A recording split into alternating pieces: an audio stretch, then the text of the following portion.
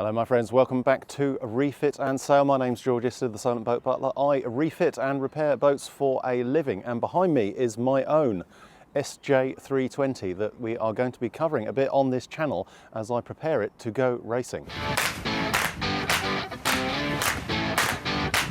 It is the 1st of October today. It is a beautiful, lovely morning, but it is starting to get chilly, so my shorts are slightly inappropriate. As I said, behind me is my SJ320. I normally feature customer boats on this channel, but I also occasionally fit in my own boats.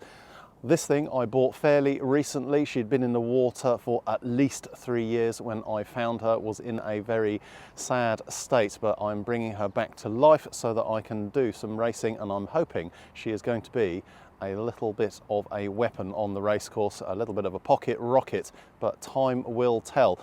One of the things you need to do when you are going racing is make sure you've got a fairly decent smooth bottom, and this boat definitely didn't have that. And I have spent a fair amount of time cleaning all the anti-fouling off the bottom, so there are many layers. So I just scrape that off with a pro scraper, which is a tool which you can connect a vacuum up to and scrape the anti-fouling off, which is hard work but kind of satisfying if you don't mind a little bit of dirty hard work. I normally get the boats media blasted, but because this is my own boat and I'm trying to save a bit of money, I have a limited budget.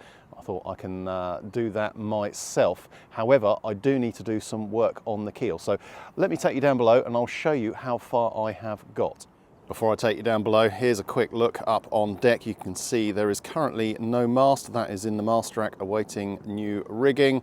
Up on deck, it's all fairly straightforward, quite basic, but everything is set up very much for kind of racing rather than lots of parties in the cockpit. This is a performance cruiser from the mid-90s, and I suspect it is actually one of the best performance cruisers from the 90s, and I'm really excited and looking forward to getting her in the water. As I'm climbing down the ladder, you can see I have done a fair amount of work on the bottom of the boat already. So all the anti-fouling has come off. I'd love to say it fell off, but it didn't. I have done lots of scraping to remove all the anti-fouling, and then under the anti-fouling there were multiple different layers and types of epoxy barrier coats on the boat. There we go, you can see the boat kind of in its entirety. She looks very sexy. Very different to the sort of Contessas and more classic plastic yachts that I normally work on. She has, under the water, a bulbed keel, so that is a cast iron fin keel with a lead bulb on the bottom there, and you can see some rust popping out from the lower part, which we will come on to. She has sail drive for the engine, which needs some attention, and we've got a balance spade rudder at the back there. So on the other side, you can see where I haven't quite finished the sanding. Over here we have multiple layers of old epoxy barrier coats there, which I have been sanding off.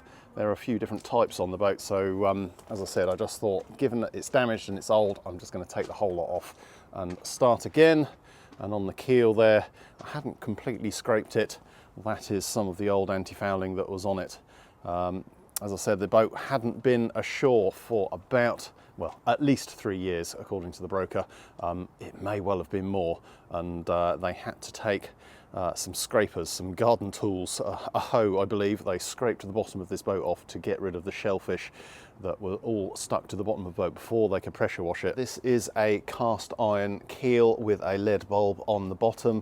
I'm not entirely sure how the lead bulb is attached. I imagine it has been through bolted and then the holes kind of filled up with lead as well. But one of the issues I've got, and one of the issues you get with all cast iron keels, is they're slightly porous, and if they get wet, they rust. And so I was seeing rust coming down from the top here a little bit, and as I showed you a little bit earlier on the other side, we've got rust coming in kind of here on the join between the cast iron and the lead, which is not ideal. At the end of the day, it isn't going to rust away. There's tons and tons of cast iron there, but it's knocking off the fairing that is between the lead and the cast iron. So this has all been nicely faired in at some point, probably when the boat was built, and that has started to be forced off by the rust behind it. Now, having cleaned all of the anti-fouling off and doing everything I can on the bottom to make it as smooth as possible, I can't leave the keel like this.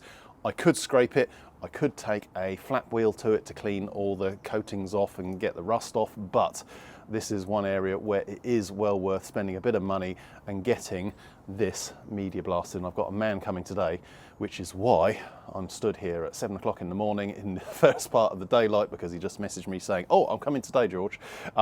This is why I'm here now giving a little introduction before breakfast. Now, I have picked away a little bit at this, and you can see the join is just kind of in there, and there's the end of the cast iron there. So the plan is to get this media blasted back to bright shiny metal and then coat it as quickly as I can with a coating system, which I will come on to later in this video. But one of the things I have had to do is the keel, the top of the keel up here, kind of fits up into a recess in the hull, and that was all covered with a very strong sealant, but of course the water and the rust has crept up kind of behind that sealant. So we've dug out that channel. In fact, I've got one of the lads that works for me to dig out that channel all the way around, so that when it's media blasted, he can hopefully get all the way up in there and clean it as best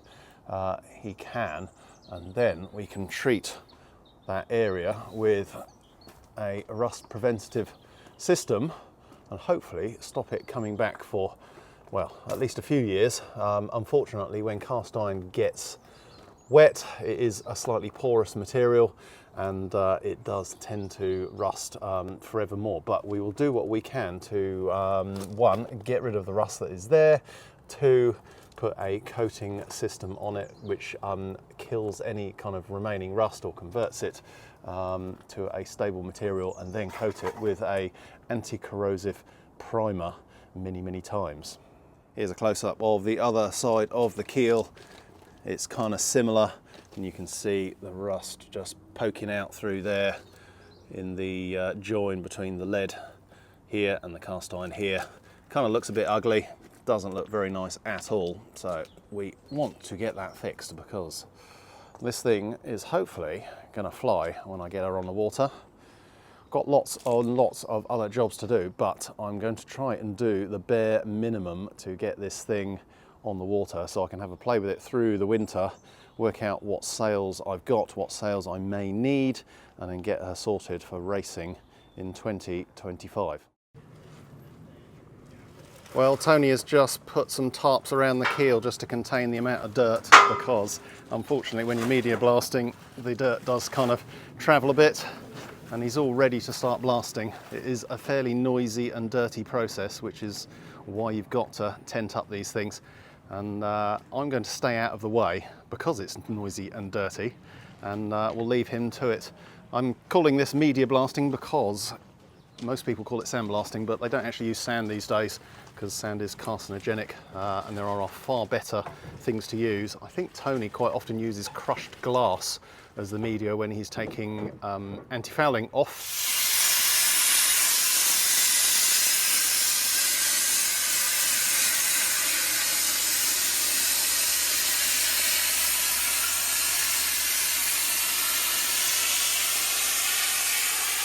Here is the aftermath of that media blasting. The keel is nice and clean and ready for some coatings. Not a hint of rust, and you can clearly see obviously the lead bulb at the bottom and lots of voids, which is fairly normal. I've seen far worse than that on a cast iron keel. And then there's the flange with some filled areas where the fixings are that hold it up into the boat. Now, it has removed a lot of the filler that was in here. I specifically asked him to do that. You can see all the filler around that big nut there holding the bulb on at the front has been removed, and all the filler in all these little voids that look a bit like the surface of the moon will need refilling. For coating the keel, I am going to be using a couple of different products. The first product I'm going to be using is a rust converter. This stuff is made by Genelite, but there are loads and loads of companies that make something very, very similar. In theory, this shouldn't be needed because there's no rust on the surface there, but at the same time, this is cast iron. We're in a humid environment. There is a few spots of rain in the air, and you can get what's called flash rusting on anything that is ferrous, even just minutes after it has been coated. So this stuff, you just pour it into a little container and paint it on, and it chemically reacts with any rust that is on the surface and kind of neutralizes it and leaves a kind of a barrier coat, a very, very thin barrier coat on the surface on which you can apply the product. So there we go, I've taken the plastic cover off that now so you can see it a bit better. So I'm going to be chucking some of this on first. After that is on, I'm going to be using this stuff, which is a Jotun paints product. It is an epoxy-based primer. This is Jotomastic 90AL, so it is their premium anti-corrosive primer, and it's a two-component paint. So that will be going on with multiple coats. So I will probably put on 2 or 3 coats all over initially just to try and get it sealed. I'll then come in and do all the filling and fairing that I need to do, and then at least probably another 2 coats of this stuff afterwards. But if I can get a coat of that on today, that's exactly what I want to do, just to try and get it sealed up as quickly as I can once this has dried. So fingers crossed it stays dry and we can get it all done today. Whilst you are watching me coat this keel, there are a couple of things that you can do.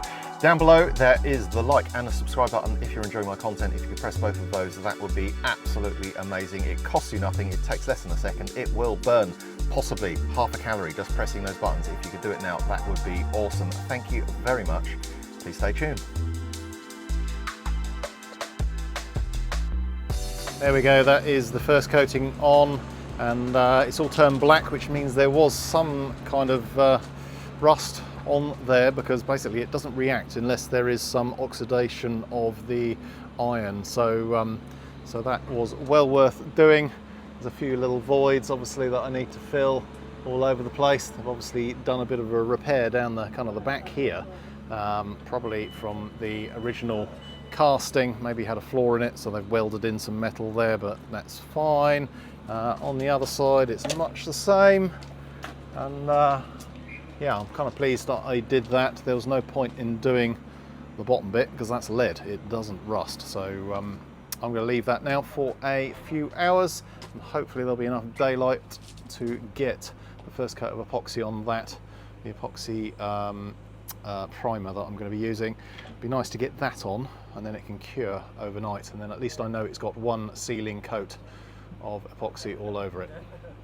Well folks, I have just applied the first coat of the epoxy barrier, the Jotomastic 90. It is the end of the day, it's a bit grey. I have got some heaters on the keel that have been on there for the last 2 or 3 hours just to try and get a bit of warmth into it, just to help everything cure and make sure the previous coat, the rust converter, was all dried, because I didn't want to put this over anything wet. So so yeah, it's been a successful day. Everything's been cleaned off, it's been coated twice, so I'm now going to pack up and go home. Well, things have moved on. This has now had 4 coats of the epoxy-based anti-corrosive primer all over it, and it's all pretty well sealed, and I'm pretty happy with how it looks. It needs a lot of filling and fairing, which I'm going to get onto fairly soon, but there is a bit of an issue. As much as they've been able to clean this when it was media blasted to get rid of all the rust and all the old coatings, unfortunately, I've just got some little pockets of rust that are coming through because they couldn't get down and remove the rust, which was in the join between the lead bulb here and the cast iron fin here. So I'm going to try and do something with this. I was almost tempted to leave it, if I'm honest with you, because you know, this is my boat, it's not a client boat, and I just want to get it done. But as soon as that starts rusting, it's going to push off any filler and any coatings that are on there and just get worse and worse and worse. So now is the time to fix it. So I'm going to go in with my little Dremel, which isn't a Dremel, this is a Bosch multi-tool.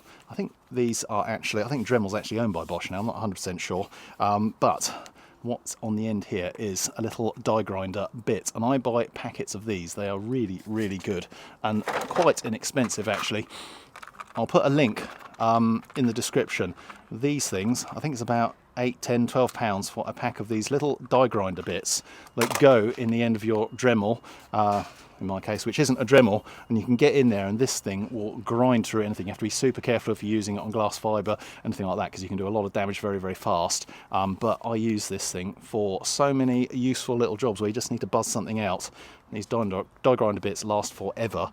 They're very, very good. Go and buy one now. Link in the description. So anyway, I'm going to go in here and give this a little bit of a grind, see how far I can get in to try and clean away as much of this rust as possible. I will treat it again and then recoat it again to try and stop this rust from coming back, and it may take a little bit of digging with this to get down to it, and I can only do what I can do. What I'm not going to do is remove the bulb off of the fin, because that's major work. So if it turns out that I can't, after this go, get rid of the rust, then I think I'm just going to have to live with it. I'm not going to be taking the bulb off, but I'm going to give it the best chance possible that I can before I start putting filler all over this. However, what I will do in a minute, once I've started doing this, I probably will start filling some of the larger lumps and bumps here, but I'll come on to that in a second. Right, I need some goggles, but all I'm going to do is come in and get into these little bits, and immediately I'm into where the join is. I'm going to probably change this bit for a pointy one so I can get into that join as much as I can. Even if I remove a little bit of lead and a little bit of cast iron, it's not the end of the world, because you know, it's plenty substantial enough, and I'm only removing it in little localized areas which can then be filled. Right, better crack on. As I grind out these little areas of rust on the bottom of the keel here, I'd just like to remind you that if you want to be a super awesome refit and sale follower, you can, if you wish, buy me a beer. There is a link down in the description, a PayPal link, where people make donations to the channel. It pays for lights, it pays for cameras, it pays for the software that I need to use to make these videos.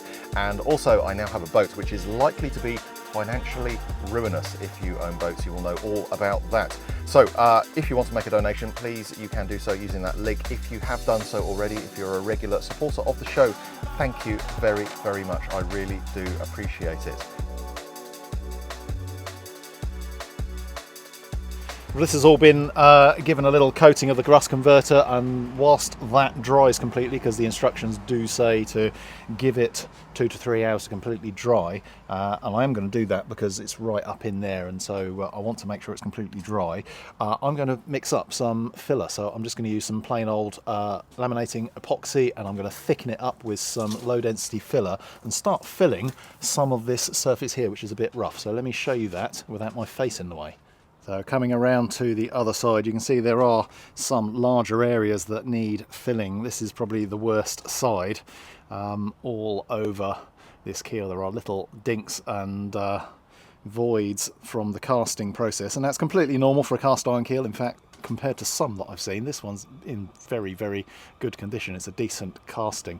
The other thing I'm going to do is just fill up here, so you can see I've just ground out where there were some cracks. Now that probably looks pretty nasty to the average person, but those were just cracks in the gel coat. I had a surveyor look at this and check it all out, and he's very happy. There's no actual damage here in the laminate. What's happened is, you know, it's hit something. Boats do hit underwater objects, and it's flexed slightly, and it flexes and cracks the gel coat. So all I've had to do is just grind back through the gel to the underlying laminate. I'm going to squeeze a bit of epoxy filler in there as well, just to kind of make it nice and waterproof, and hopefully that'll stop those cracks from reappearing through the coating that is going on there. I've got a few others to do like that around the boat, but for right now I'm concentrating on the keel. So I'm going to go mix up some epoxy and get filling.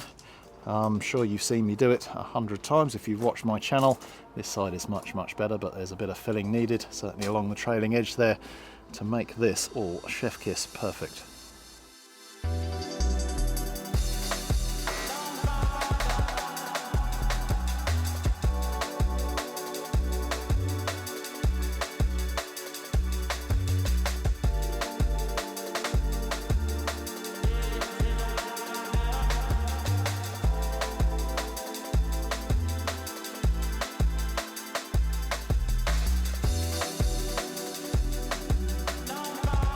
time has passed since I last recorded some material for this video, but things have moved on slightly. The problem I have is I work on boats for a living, and this is my boat, and my boats always seem to come second at times, but I've managed to do some bits and bobs where I found a spare hour or two, and the keel is coming along. So I have done some more filling on it, and I have finished off those little bits of rust, those little spots of rust that were popping up. So I've spot treated those.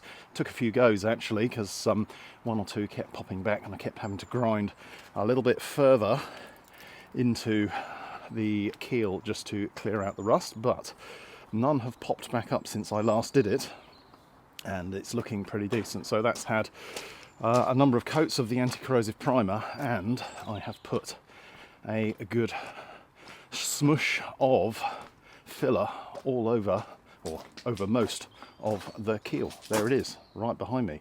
So here is how it currently looks. So I've done a bit of filling all over it. I've also done some filling right underneath where there was a bit of damage and a few scratches and scores into the lead, and I didn't want that because racing boat.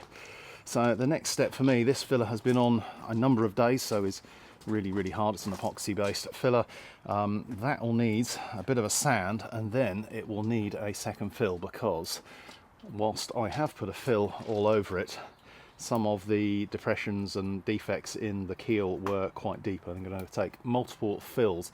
The other thing I might do today is, if you look right up here, there's a little channel that used to be filled with a non-hardening sealant. So I'm going to be putting a big bead of sealant back in that gap. The reason that is done is because there is always going to be a very slight bit of movement between the keel and the hull in use, and if you just have a solid kind of connection there, it's only going to crack, and so it makes much more sense to put a flexible seal in there that you can fare up to, and that's what I'm going to be doing. So I'll go and buy some very adhesive sealant in a bit. I know exactly what I'm going to use. Fill that up, let that cure for a few days, and then it should be sandable as well. But first of all, I'm going to get my sander and give this a buzz over. Here I am sanding with my Merkur Deros 2, so this replaces my Merkur Deros 1, I guess they call it. It's been a fantastic sander, and I really needed a second one and a newer one because the old one has done a lot of hours. So I bought a second sander. Really pleased with it. I'll put a link in the description. Unfortunately, as always, there has to be a bit of hand sanding that can't be avoided, so up here I'm just doing the top and side edges very carefully, and the sander wouldn't fit in the gap under the keel very easily. I could get to the sides, but I couldn't get right to the middle, so unavoidably I have to do a little bit of hand sanding as well. I should be wearing a mask. Tell me off right now, I should be wearing a mask, but there we go. C'est la vie. Do wear a mask, don't do as I do, and look after your lungs.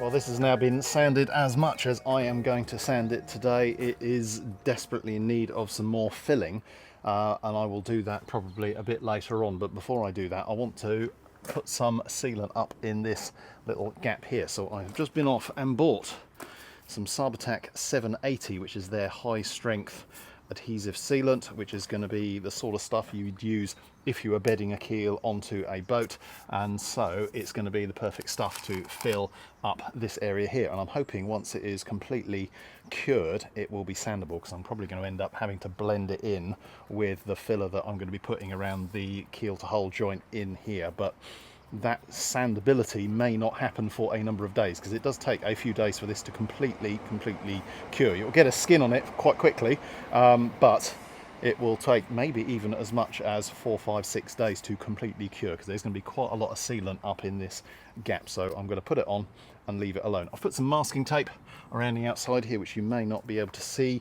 The plan is to gun this up into the crack, so I'm going to fill it full of goo, and then I'm going to use a scraper like this just to run around, just to kind of level it off, pull the tape off and leave it alone, apart from give this a wipe down with some acetone, and then I can mix up some filler. But before I do that, I need to go and get a tool from my workshop. So I'm going to cut the end off this I've kind of wiped up in here with some tissue just to make it as clean as I can. And yeah, I'm not going to talk whilst doing this because otherwise I'm going to make a mess, because sealant, as we all know, loves to go absolutely everywhere, and I'm going to be gunning it upside down into a crack. So I'm going to put time lapse on, and if this all goes horribly wrong, it won't get used in the video.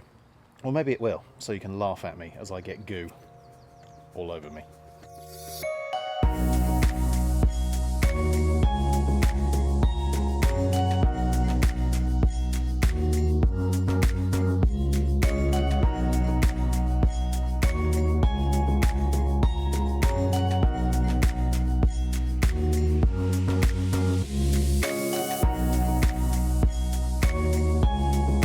Well, that went as well as I hoped it might, and better than I feared it could. So I've got a nice neat bead around here. There are some wispy bits which happen when you pull the tape off afterwards. That's completely normal, and it's best just to leave them completely alone. Let it set, let it cure, and then deal with them afterwards. And now it is slightly high of where the surface is, which is absolutely fine, because I can either sand it back to that surface, or what will probably actually happen is I'll put some filler in, this same filler I'm using on the keel, up against it, and then I'll sand it and fair it all in. So we'll end up with fairing compound up to the flexible sealant, then sealant, and then there'll probably be some more fairing compound the other side of it as well. So we've got a flexible joint in there that won't crack when there is a tiny amount of movement, and that's completely normal. Boats are flexible structures. They are designed to move and give a bit, you know.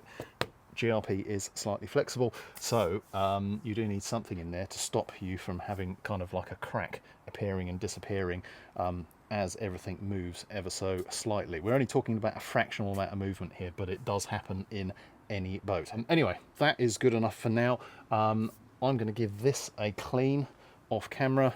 I'm going to go to my workshop and get a nice long filling knife, which I will show you in a minute through the joy of editing. Well, a couple of days have passed, and all the sealant that I put in up here, this was most of a tube out of interest. It was quite a lot of sealant got squeezed up into that gap because it was quite a chunky gap, but this is all cured enough that I can touch it. It probably wants a couple more days before I can sand it, but what I want to do next is get some filler on the keel, which I'm not going to touch because I've just wiped it all down with acetone, having just sanded any bits that looked like it needed it.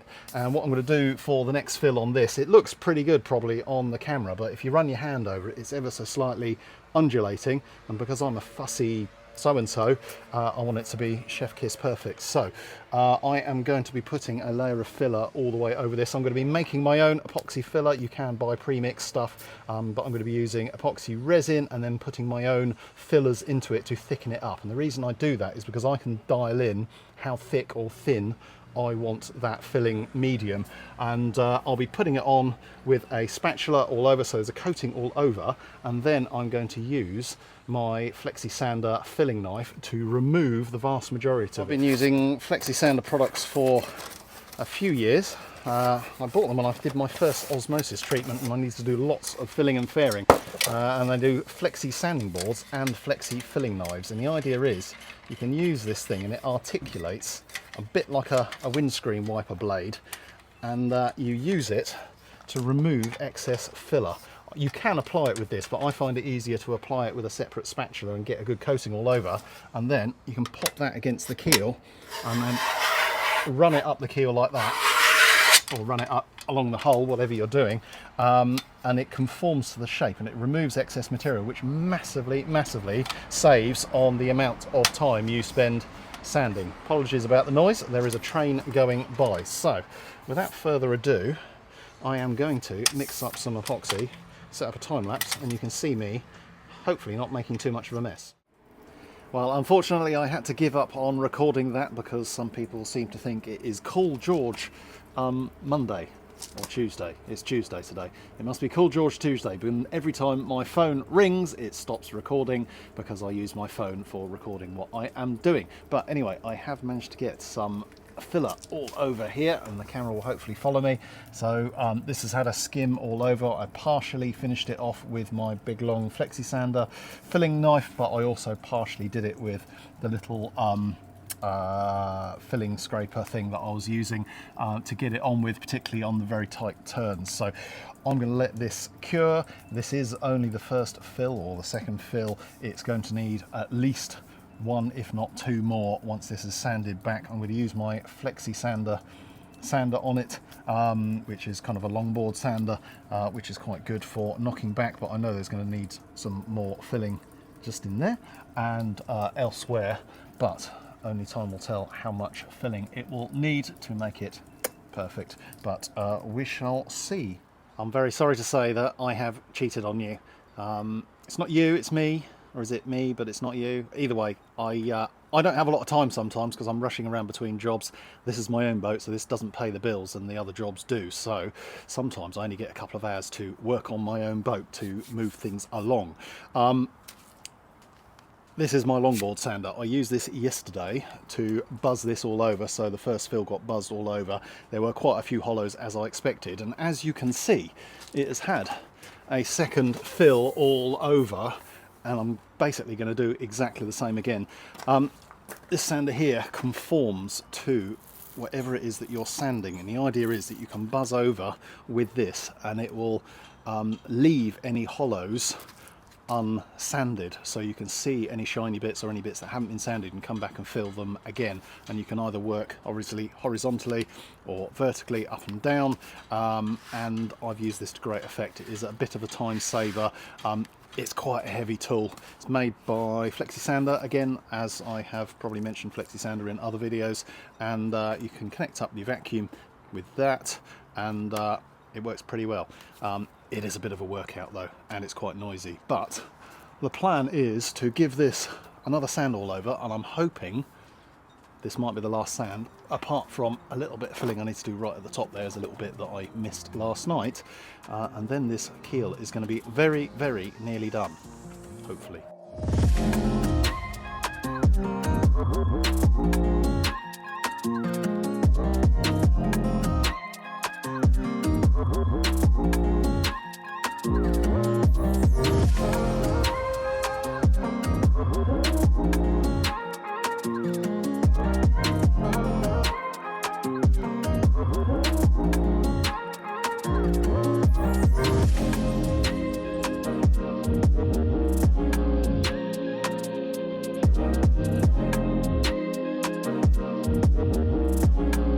Well, I'm going to call this side done. You probably saw there that I was having to put a fair amount of effort when I was sanding with the longboard sander. It is quite heavy, and you do need to push to an extent to get this to compress and shape itself to the surface that you're working on, but it does do an excellent job. On this side, I've got a little bit of a fill to do there. I've got, did I have one down here? I think I had a tiny little fill, barely anything just there, but this side is largely done. So I'm going to flip to the other side. My camera's running out of battery, so I'll show you the result probably later or tomorrow, because it is getting dark fairly soon. Yay, more sanding. This keel is now finished. As far as I'm concerned, it has been filled and fed and filled and fed within an inch of its life, it feels like, and it has a lovely fair shape. I can't feel any lumps or bumps on it. Big Bertha, my Flexi Sander, has done a great job of knocking down any high spots and highlighting any low spots. There is one final thing I'm going to do just to finish this off, and that is to give it a coat of Hempel Hyprotect 2, which is an epoxy primer. It's an epoxy barrier coat, in fact, that I use when I'm doing osmosis treatments. It's also used when I'm doing big hull repairs and I just want to put an epoxy barrier coat over a complete repair, and it gives me a nice tough surface which kind of consolidates everything, because there are multiple layers of filler and paint and primer and all sorts on this, and one or two coats of this just give me a base to work from for anti-fouling at some point in the future. And that brings us to the end of this video. Thank you very much for watching. I really appreciate it. Stay tuned if you want to see me apply this, but very quickly, if you can give me a thumbs up down below and subscribe to the channel, it makes a massive difference to the growth of my channel. I really appreciate it, as I do also appreciate those of you that support the show financially using the link that's down in the description. There's a PayPal link where you can buy me a beer or two or three. Thank you very much to those of you that do that. Anyway, bye for now. Stay tuned for painting. I'll see you next time. Bye bye.